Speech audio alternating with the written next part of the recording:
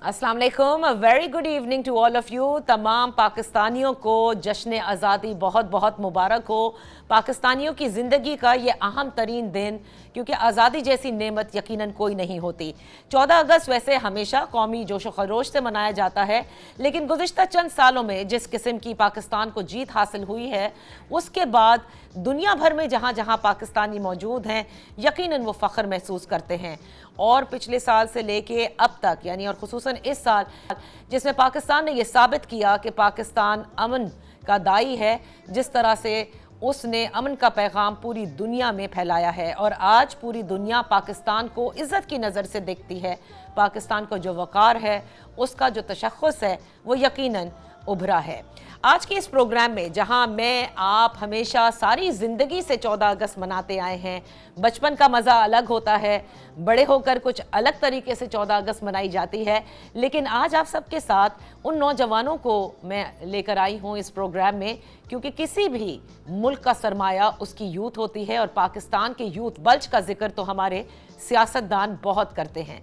लेकिन जिस यूथ से मैं आपको मिलवाऊंगी, वो अपनी अपनी फील्ड में उन्होंने पाकिस्तान का नाम बुलंद किया। मुख्तलिफ एज से इनका ताल्लुक़ है, यानी कोई अपनी टीन्स में है, कोई थोड़ा सा बड़ा है, टीन से ज़रा 20s में दाखिल हुआ है, लेकिन अपनी अपनी फील्ड में जिस तरह से सब्ज़ हिलाली परचम को इन्होंने लहराया है, यकीनन ये हमारे लिए बाइसे फ़ख्र है। आज हमारी सबसे पहली मेहमान कराची से ताल्लुक़ रखती हैं मरियम सिद्दीकी। बहुत ही कम उम्र में इन्होंने आलमी रिकॉर्ड रकम किया है। ACCA, जो कि association of chartered certified accountants होता है, उसमें 18 माह से कुछ ज़ायद अरसे में इन्होंने 17 इम्तहानात क्लियर किए हैं। और यकीनन ये ACCA करना इतना आसान नहीं होता, लेकिन इतनी कम उम्र में और एक आलमी रिकॉर्ड कायम करना, जिसमें इन्होंने भारत से ताल्लुक़ रखने वाले का साबका रिकॉर्ड जो है वो भी ब्रेक किया है। हमारे साथ ये हैं Mariam Siddiqui. Thank you so much for joining us. जश्न आज़ादी आपको भी बहुत मुबारक हो। First of all, thank you so much for inviting me. It is a great honor to welcome you. Thank you so much. बहुत शुक्रिया। तो मरियम, मुझे ये तो बताइए कि किस तरह से आपको ये शौक़ हुआ, क्योंकि ये यकीनन एक बड़ा मुश्किल फील्ड होती है, और हमने देखा है कि स्टूडेंट्स जब इसके अंदर इनरोल होते हैं तो उनके पेरेंट्स बड़े परेशान होते हैं। वो कहते हैं कि बस दुआ करो कि सारे पेपर्स में ये जल्द से जल्द क्लियर हो जाए। आपने कैसे कर लिया? Like after grade 6 तक मैं अपनी नॉर्मल स्कूलिंग कर रही थी। आफ्टर ग्रेड 6 मैंने ओ लेवल्स प्राइवेटली अपेयर किया एंड ओ लेवल्स के प्राइवेट एग्जाम्स दिए, and on the basis of that मैंने ACC स्टार्ट किया।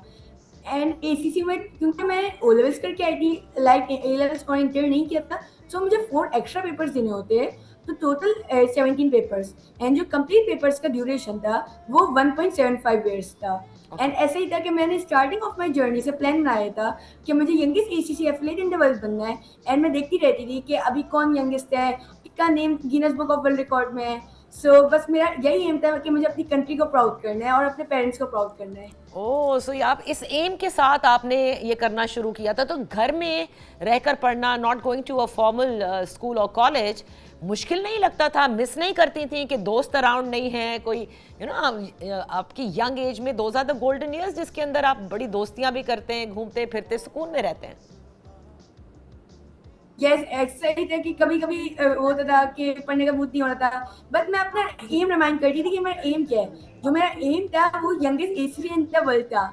एंड ऐसे ही था, कभी जब मेरी फ्रस्ट्रेशन होती थी या कभी ऐसा होता था, सो बस मैं उसको रिमाइंड करती थी। एंड मैंने ये चीज़ थी कंसिस्टेंसी, हमेशा मैं अपनी कंसिस्टेंसी बिल्ड रखती थी कि एटलीस्ट मुझे 4 to 5 आवर्स पर डे देने ही। Okay, all right.